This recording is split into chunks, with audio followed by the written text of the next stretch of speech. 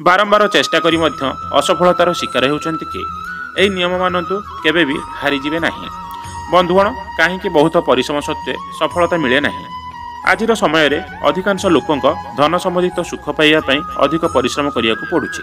तथापि बहुत कम लोक बहुत परिश्रम कर सारा पर निजर परिश्रम फल पाती नहीं। एपरी कहीं हुए ना सही व्यक्ति जो परिश्रम करुच्ची से परिश्रम से काम को आधार करी ना आउ किछि, तेणु से आवश्यक अनुजाई फल पाई पारंती नहीं। प्रत्येक व्यक्ति को किछि काम रे सफलता मिलता है एवं किछि काम रे असफलता मध्य मिलता है। कारण असफलता ही हेउछि सफलतार चाबिकाठी।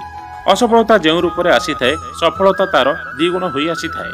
तेणु असफल होई कदापि हारि जाओ नहीं। अपेक्षा कर, कारण अपेक्षार फल सर्वदा मिठा होई थाए। उचित मार्गर आदर्श रे सफलता पाद छुई थाए बोली जानी रखिबा उचित।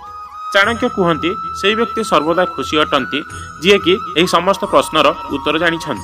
बुझीपारिया लोक जानी थाए कि वर्तमान किपरि समय चली एवं सुखर दिन ना दुखर दिन।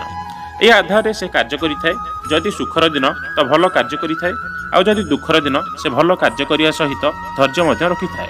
सफल व्यक्ति सीए जे निजर आय व्ययर हिसाब ठीक भाव में करि थाए। यह आमको जनाथिबा दरकार जे आमर शत्रु किए आउ शत्रु रूप में मित्र किए। शत्रु को तो आम जानी थाउ, एणु ताठारु आमे बंचिकी काम करि थाउ। मात्र जदि मित्र भितर शत्रु थाए ताहले आमर सबकिछि बर्बाद हो जाई थाए। तेणु करी निजर गुप्त कथा को काहारी आगे प्रकाश करंतु नाही। से शत्रु हेइताउ अथवा मित्र।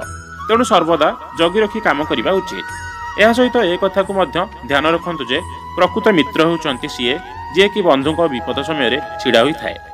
जदि भूल ले मित्र होइतिबा शत्रु ठारू सहाय्य नेबा ताहले निजर काम सबु पानी फटका भली फाटिजिवो।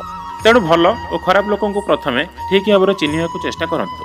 फ्रेंड्स, आपको जदि वीडियो भल लगी थाए प्लीज लाइक एंड शेयर करेंगे और आपणकर मतामत कमेंट माध्यम जनवाक अनुरोध। रहुछि। जय जगन्नाथ।